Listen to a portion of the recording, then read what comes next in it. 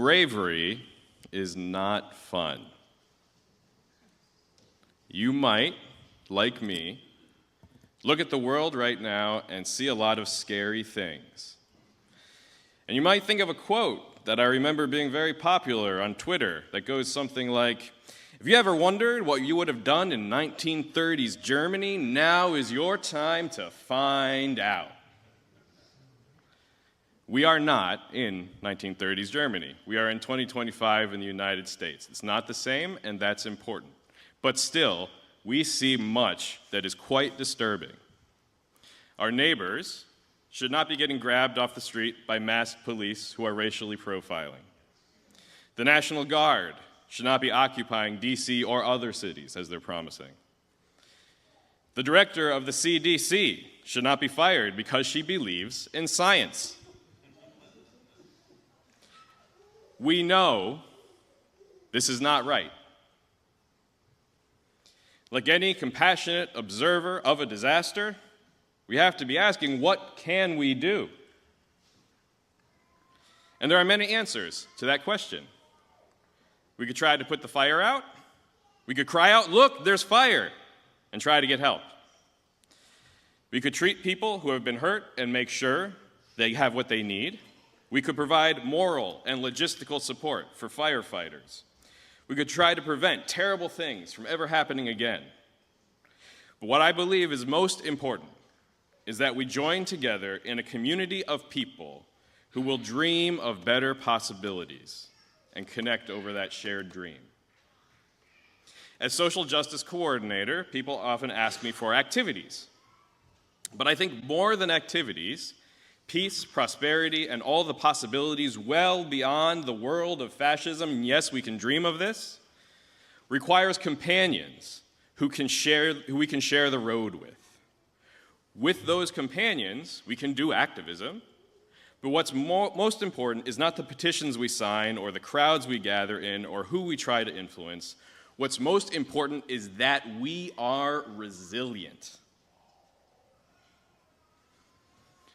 We are a home, a haven, a place of belonging and protection that will stand regardless of what is thrown at us.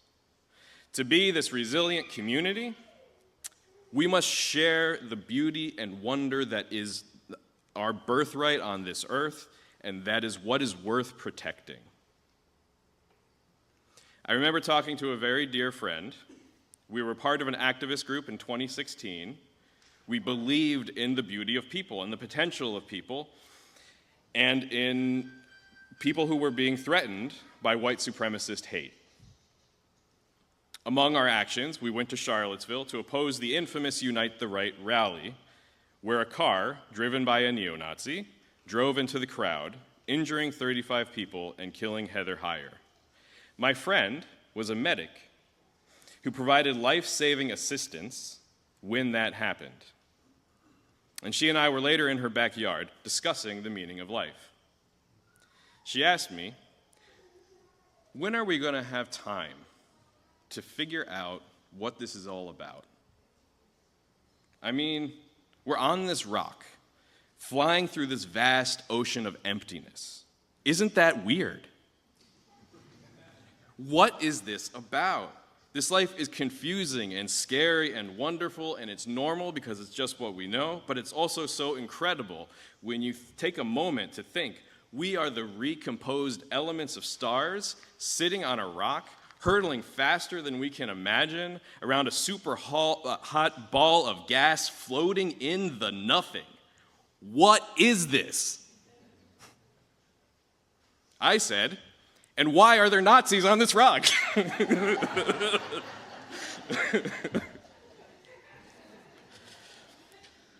For some reason, in this shared world of wonder, there are threats that we have to face sometimes. I think as we go forward with the threats around us, what we need to really hold in our minds and our hearts are not abstract concepts like democracy versus dictatorship or white supremacy versus equity. I think a common difficulty among folks who've had a lot of schooling is a tendency to talk about abstraction instead of what's right in front of us. What is right in front of us is that we are on a beautiful rock with people that we love. The people we love are being threatened. We are being threatened. What do we do when we're being threatened? How do we honor the beauty of this rock and the people within it and continue to build a world that is worth living in? This question invites us to consider that love, what we as Unitarian Universalists put in the center, is actually a call to action, a verb, a doing. Often we talk about love as a feeling, but it is a compelling feeling that makes us want to be there for each other when we are sick, when we are hungry, and when we just want to enjoy being together. Sometimes love might invite us to do something that feels scary, like when people you love are being fired as federal workers, or the lives of trans loved ones are made illegal, or loved ones are being silenced because they might say something the governor calls a divisive concept, or loved ones are immigrants being grabbed off the street. In these times, love is a brave verb. Even in so-called normal circumstances, just having a child or a partner and knowing you're going to share your heart with someone who will get sick, who will be hurt, who will struggle, and who you will feel for. Love is brave. Unitarian Universalism, as a religion that puts love at the center, must also put courage at the center, because love is brave. And we have all been more brave than we might give ourselves credit for. It's easy for me to talk about protesting or getting arrested. And I have a lot of privileges that make the consequences of that not as bad as they could be. What really terrifies me is having kids, and day in and day out having to do what is necessary to provide a stable environment, especially in times like these. How do you explain fascism and climate catastrophe to children who will experience it and must be prepared? It's brave, and I'm not telling you to be brave. You already are brave. What I do want to do is invite us to support each other to be as brave as we want to be, because if love is brave, and we do indeed put love at the center, then supporting each other to be brave is a crucial part of Unitarian Universalist ministry. It's what we're here for. When my friend and I, who went to Charlottesville, were pondering the nature of the universe, we were acting in love. We were connecting over our shared humanity and wonder at the world. We were in worship. We were practicing religion. And to go to Charlottesville, where we would build a wall against hate and protect our loved ones from the disaster of neo-Nazis threatening that community, our community, we were practicing love as a brave verb. My friend and I were both in the intersection when the car hit, as were many more. It was crowded. We did not want to be in danger. I want to be careful when talking about bravery, because I'm not trying to promote some adventurism or some guilt that you should be willing to put your life on the line. Bravery in Charlottesville, as in many places, was just about showing up. Answering the call because ourselves, our generations, our families, our communities depend on people showing up to resist hate that threatens to destroy our spirits. Hate is threatening to destroy our spirits, but hate can be defeated by showing up. An old protest chant goes, "The people united will never be defeated." So long as we continue to act for love, our spirits cannot be destroyed by hate. By choosing to be brave, automatically it is a spiritual victory. But that bravery can manifest in infinite ways. We can be brave in the streets, like at the weekly immigrant justice vigils that many at UUCF are participating in. We can be brave in an online Zoom room when we teach critical race theory on the day that Governor Youngkin outlaws it. We can be brave at the Fairfax County School Board when we tell people who are trying to erase trans stories from school libraries that trans lives matter and we want diverse books. We can be brave when we give out food or toys or school supplies or teach English as a second language to people who are currently being targeted. We can be brave as we reach out to each other to show care or to learn about things like diversity, equity, and inclusion, or whatever, or when we invite our neighbors to join in meaningful community activities like the ones that we do every single week here at UUCF. Through many actions, we bravely show how love is a verb. In the passionate, glorious, wonderful, consistent, attentive work of the ministry of love as a verb, bravely building a world worth living in, there is one thing I think is crucial to understand. We are all both bigger and smaller than we think we are. How many times have I suffered under the delusion that I am indispensable?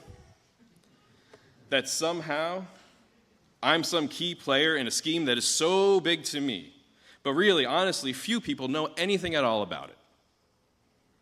Let me tell you, if this world depends on me, we are doomed. Depending on any individual, by definition, for our collective prosperity, by definition is doomed because the verb of love finds its meaning in being shared, held among us all. We are gathered here. We do the action. We speak the transformation. All of us are just small members of a large village, but also we are very large to each other. The only reason I can be up here trying to share some lessons of love is because of the people who taught me those lessons in the first place. And here is where I think we find a tremendous fountain of possibility.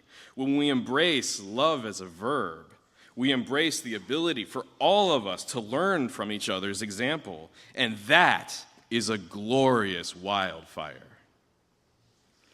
This possibility of learning by example is what every single social movement is based on. This is the lesson of Rosa Parks, Mohandas Gandhi, Martin Luther King Jr., Sylvia Rivera and Marsha P. Johnson, who helped start the Stonewall Riot, which every year we commemorate in Pride celebrations. William Dorsey Swann, a black drag queen who was born into slavery and organized DC drag balls in the 1880s and 1890s. Talk about bravery. James Reeb, a UU minister who was killed while participating in the 1965 march in Selma, Alabama. So many more people, many not named at all in history books. Examples of bravery are endless and much more than a candle. They light the fire of commitment that spreads from heart to heart. This spreading example is something we can all participate in because each of us has someone we are big to, and each of us can learn from each other's example. You have the power to make tremendous difference in the lives of those you touch. You, each and every one of you, and all of us together. The whole of us as we hold each other in care. This power in each and every one of us and in all of us gathered together is more than enough, I believe, to defeat fascism. I'm going to say now a common Black Lives Matter chant. I believe that we will win. I do. I believe that we will win. But first, we need to claim our power in a visionary togetherness. In our village, with our little voices that are big to each other, when fascism comes knocking on our door, seeking our acceptance, and we make a point to say no, we make it easier for all of us to make the same choice, and for the people who are watching us to make the same choice. When we are told that we are all just selfish people, only considering our individual well-being, but we decide to share our wealth by collecting food and diapers and money for rent or green card applications or whatever people need. Or we share our time by tutoring or accompanying people to immigration court, or we show each other that life can be different. We engage in the nitty-gritty work of transforming ourselves, our community, and the world through acts of love and justice, through the ministry of love as a brave verb. Bravery is not fun.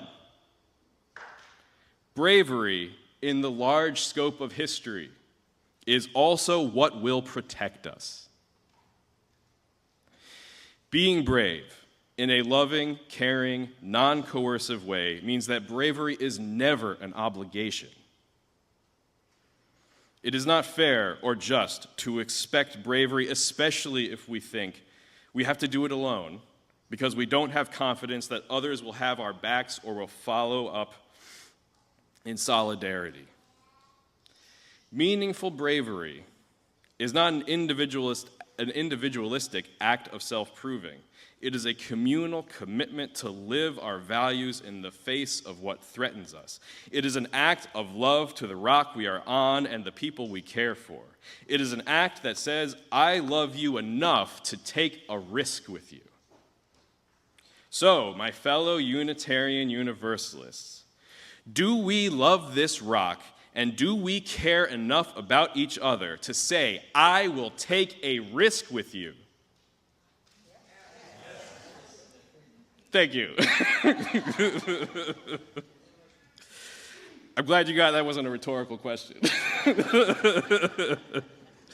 This is an invitation. The current administration does not believe that we love each other enough to take a risk, especially when it comes to black people, trans people, immigrants, women, and the working class. The challenge to us, the challenge of right now, is simply to prove them wrong. So I invite you to think about what you can do to help our community survive hard times and survive all the time. I invite you to think about the love that holds us together, the love we express when we act together, the love that makes it worthwhile to take a risk, the love you show that is an example to others, the love of others who are an example to you. Fascism cannot grab hold and survive when there is a flourishing garden of justice-minded people. Unitarian Universalists, I believe that what we are called to do in this moment is simply to deepen our embrace of our values, which put love at the center, and love is brave. There are so many opportunities to act. After service today, you can make a sign and bring it out to the road. That's a small opportunity. But all opportunities are beautiful opportunities, and we can support each other to do whatever it is that we choose to do. So, friends, may we build a loving world together. May it be so.